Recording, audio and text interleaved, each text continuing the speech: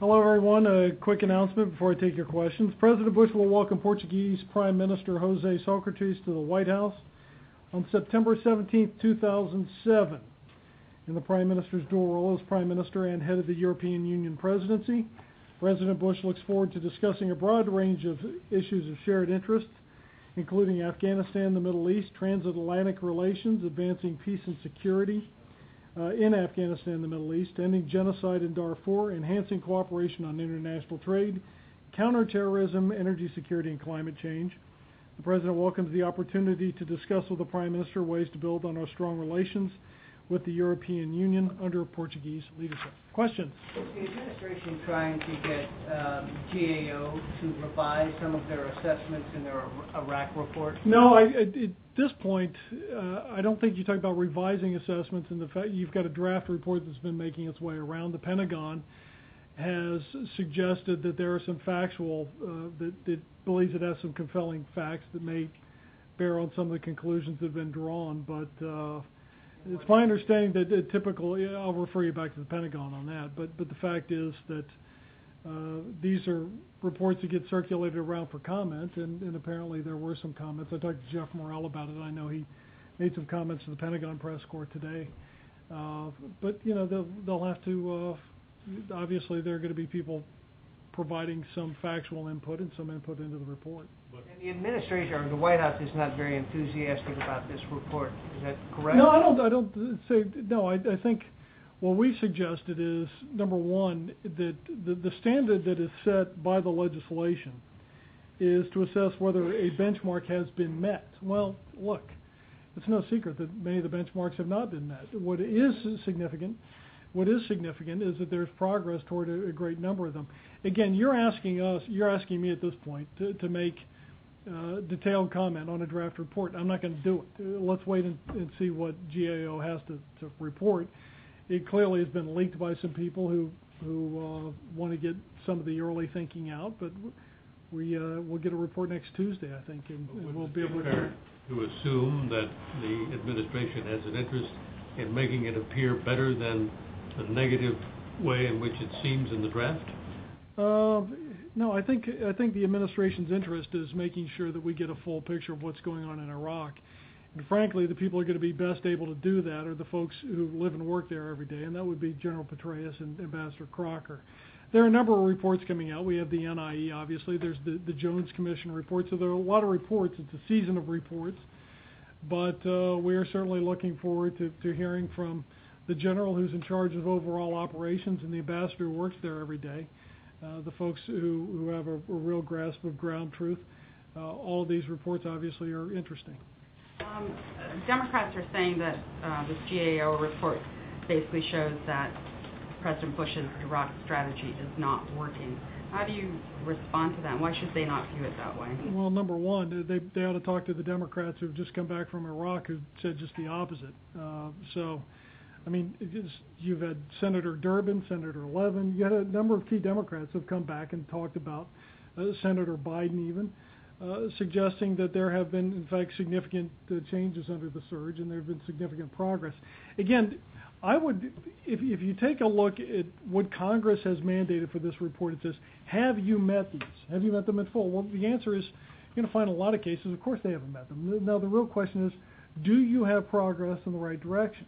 The other thing I would suggest is that it would be a mistake to limit one's view of what goes on in Iraq to the benchmarks.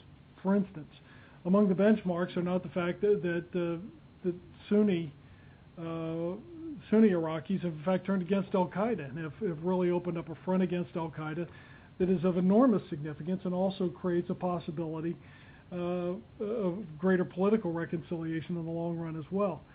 So what you're going to see from Ambassador Crocker and from General Petraeus is a view of what's going on in Iraq that's broader simply than the benchmarks. And I think if you take a look even at the original report on the benchmarks, some of those that were laid out originally, and I don't have them all in my head right now, but you go back and read the July report, some of them are not even appropriate right now. I mean, there's a critique of some of the benchmarks themselves. The real question that people have is, what's going on in Iraq? Are we making progress? Militarily, is the surge having an impact? The answer is yes. There's no question about it. what you've had is the number of ethnic and religious sectarian killings down by 75%. You have the doubling of weapons cache seizures. You have a reduction in bombing violence and bombing killings of U.S. and coalition forces. There have been a number of, you have kills and captures way up when it comes to those who have been fighting against the government. Obviously, there's a whole lot that still needs to be done. But on the other hand, again, there's been significant progress on a number of fronts. Where do you get that information that sectarian violence, you said, is down 75%? I believe that was General Petraeus has said that a 75% reduction in religious and ethnic killings since last year. The GAO found no difference in overall violence. Well, again, I'm going to wait to see the report. You know, everybody's speaking knowledgeably of a draft report. The other thing is how one measures overall violence. It'd be interesting to see what that metric is.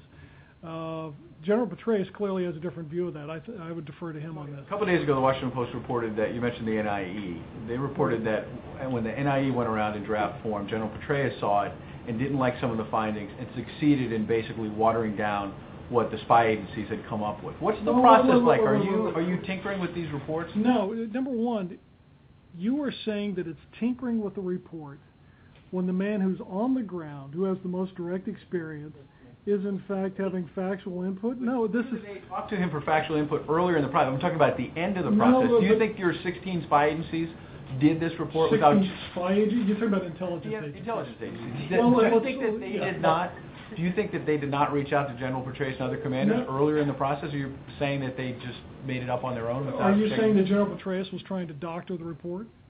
The Washington Post report suggested that, saying, quote, he succeeded in having the security judgment softened to reflect improvements in recent months. Well, I think that's, yeah, but that is somebody having factual input into a report, Ed.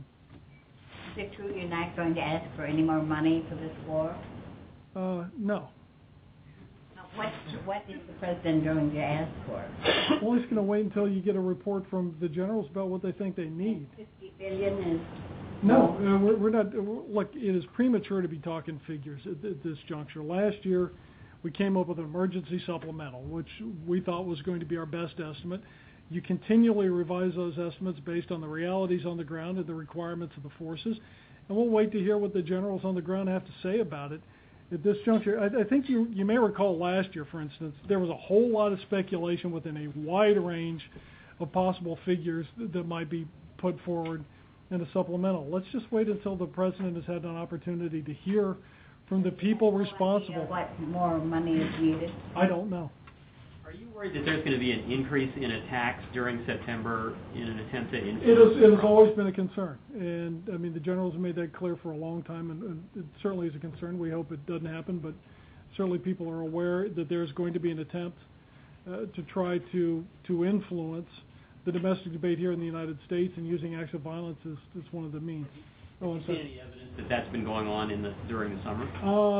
I'm not the person to ask about that. Change. As the head of the party, is the president concerned that the events surrounding Senator Craig are harmful to Republicans? I don't think the president's drawing any global judgment on Republicans. What we've said is that the story is certainly a disappointment, and it's something that the Senate Ethics Committee is going to be handling. Does he believe he should resign? But we're not commenting beyond what I've said. Back to Iraq, you said that this is a season of reports. Does the president give all these reports equal weight, or does he believe that the Petraeus-Crocker report is the most important? I think the president takes a look at all the reports that come across, but obviously if you're going to take a look at who is most credible to speak about it, the people who are there full-time are the ones whose judgment you are going to take very seriously. But on the other hand, you're going to take a look at all the inputs. He's about to go to Australia. How will he get briefed by Petraeus and Crocker prior to their testimony? Can you just give us sort of a lay of the land? No, I really can't. I'll try to put together the process TikTok, but I don't know. Tony, you said the GAO is obviously a draft report, but they set out to assess whether these benchmarks have been met or not. Are you asserting that that is too tough a standard? I'm just saying if you're trying to do an overall judgment on what's going on in Iraq, the idea that somehow your standard is everything completed or nothing completed seems to me to be a pretty high pretty high standard to meet. On the other hand, if you're trying to figure out, are you making progress toward the goals that you have set out? That's probably the proper way to look at it. It appears to be a metric. And by the way, the GAO didn't set forth this. Members of Congress did. Said, have you met the benchmarks? There are going to be a number of areas where they have not met the benchmarks, but in fact there is significant progress, and that deserves to be noted as well, not only in terms of the context of the public debate, but in terms of responsibly assessing what has gone on with the surge, and furthermore, what needs to go on to have success in Iraq. You talked about Iran meddling inside Iraq. The President's mentioned it many times. Iraq's foreign minister today criticized Iran for literally bombarding the Kurdish areas in the north with artillery shells. Do you have any response to that? No. Other than we have made it clear all along that Iran is going to, that the Iranians have said that they want to play a constructive role. Well, the way you do that is to be serious about trying to guarantee security within Iraq, and that means certainly not transporting weapons in, not bringing people in who are going to be fighting against the government, not committing acts of violence against that government, but instead trying to support the safety and security of those who work in the government, and not to be supporting those who in fact are trying to bring it down. Well, what about the shelling in the north? Again, I'm not going to try to that is something, Brett, that you can bring back to your old pals over at the Pentagon. They're going to be they're going to give you a much more sage analysis of that than I am. Two questions. First, we are again celebrating India, thanks to Times of India. Question I have is, as far as Pakistan is concerned, former Prime Minister Bhutto has agreed that General Musharraf will take off his military uniform. You think this political marriage will work, on President is aware of this? Well, number one, I think there are a lot of stories coming out of Pakistan. We will let the Pakistanis break their own news on this.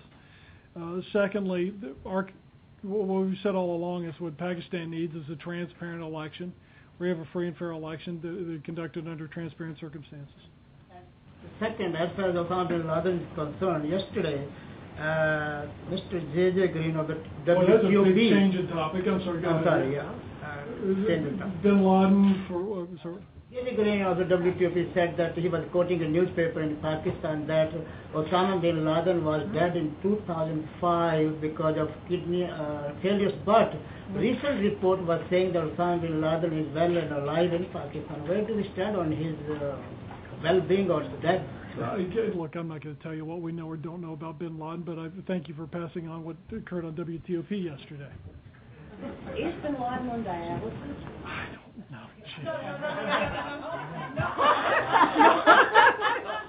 For the record, I am not. On a subject that Kelly had on Senator Craig, this administration in the last couple of weeks has embraced the idea of allowing controversial figures in this administration to walk, to leave, to resign. What about the president accepted Karl Rove's resignation. He accepted Gonzalez's resignation. Now, wait a minute, because of controversies. But let me ask you this. Let me ask you this.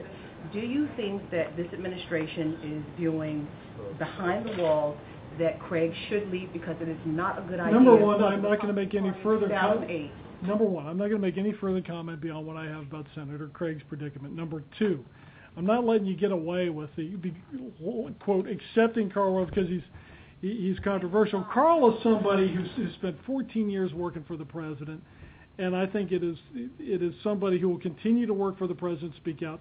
Alberto Gonzalez is somebody who was the object of a concerted series of personal attacks from Capitol Hill that yielded nothing in terms of in fact, evidence of any wrongdoing on his behalf, and therefore what I would suggest is rather than treating them as, quote, controversial figures, these guys had mud slung at them. What they ended up doing is that they have tendered their resignations, but these are people who have served very long and very well and spent a lot of time in public service and deserve thanks for it. Okay, but the similarities, Republicans were also asking for them to step down. Now, Larry Craig, Republicans are asking for Mr. Craig to step down. Do you think he's hurtful to the Republicans in 2008? I'm not going to, nice try. I'm not going beyond where I've... On Senator Warner's comments a week ago, did the White House consider those comments to be a break with the White House on the direction forward in Iraq? Senator Warner is somebody whose views obviously we take seriously. I'm not going to get into characterizing whether there are breaks or not breaks. I think Senator Warner has made it clear that he'd like to see success in Iraq, and so would we. About withdrawing or beginning to withdraw troops this September. I understand. Our position on this is that let's hear what the generals have to say. What we do have is a situation in which you have I think, two things. Number one, it is clear that the surge is producing significant results. And that does not seem to be an object of controversy, really, a significant controversy anymore. Number two, Senator Warner believed that somehow withdrawing troops or withdrawing a brigade might have some impact on the political situation. It's pretty clear that the Iraqis have been working the political situation themselves. We had the meeting with the Prime Minister and members of the Presidency Council, and we're going to have to see what happens. The President certainly welcomed that meeting and welcomed their determination to work on a lot of the key issues. And we're going to have to see what happens when the Parliament reconvenes in a couple of weeks. It seems pretty clear that he was disagreeing with the White House, and it doesn't. Well, again, I'll let you draw whatever conclusions you may on that. Back to Larry Craig. Is his predicament, as you call it, hurting Republicans? Thank you for the question. I've already given my answer. Thank Yes, you. I did. Okay. I gave the answer I'm going to give. Your tolerance level seems to be slipping. It's really? Am I getting cranky like you? Wow. Les. Governor Mitt Romney is quoted as describing Senator Larry Craig's behavior as, quote, disgusting. Does the head of the Republican Party want you to suggest that he disagrees? No, I'm suggesting that we've said that this is disappointing and it needs to be handled by the Senate Ethics Committee. Okay. Reuters reports from Harvard that Fidel Castro has just described Senators Hillary Clinton and Barack Obama as, quote, an apparently unbeatable ticket. But the Reuters report did not mention either of these two U.S. senators repudiating this endorsement. And my question, does the leader of the Republican Party believe that Clinton and Obama should repudiate this dictator's endorsement or not? I think it is safe to say that Fidel Castro is not an expert on the workings of an active democracy. Tony, since you are in a good mood, I was hoping you'd be... Not going to plan on that. You give me a serious answer on official motorcades, which I've spoken to you about earlier. Now, in the wake of this second tragic death of a motorcycle policeman, and in the wake of actually an incident that happened last week to me and to lots of others on Rock Creek Park when we were nearly wiped out by Cheney's motorcades, which are the biggest, the fastest, the most aggressive I've ever seen in 40 years. Why in this day and age are artificial motorcades necessary? Can't they avoid narrow and winding roads where you can't get to the side like Rock Creek? And thirdly, why do they have to be so fast and so huge? Connie, I would refer all those comments to people do protective details, but I think in this day and age, protective motorcade is in fact a necessity. Even faster, they have to be. Connie, I'm not competent to comment on that. I mean, again, I would refer you to talk to the protective service. Can you tell us about when the White House was notified or what the president knows about the nerve gas that was found in the UN office? I don't know about the president's notification.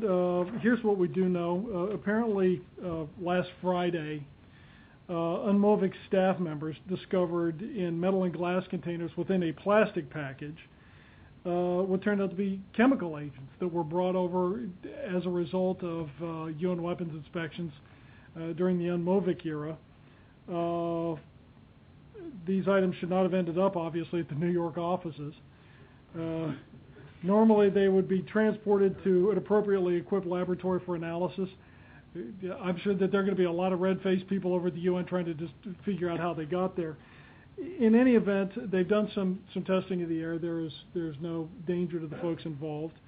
The agents had been at the UNMOVIC facility for more than a decade for other analysis of this in more detail. Refer to the FBI. Notification, because there are some reports suggesting initially that it was only today that the New York Fire Department and Police Department found out that this was even going on, even though they found it on Friday. Again, I'd refer you to the FBI because I don't know. Okay. I pointed to Paula. Paula gets the last question, then. Sorry. In fairness. Go ahead. I have a question on the S-chip program. Okay. Well, while Congress was out, the administration put out new requirements for states, and one of those requirements would require parents who were privately insured to be without insurance for 1 year before they can enroll their children in the S-chip program. And I just wondered where are families going to get insurance? Well, it's a very good question for which, when you want to ask a really detailed question like that, give me some advance warning. I'll get you an answer. This morning. Okay, well, I'm afraid I wasn't here this morning. I will get you an answer.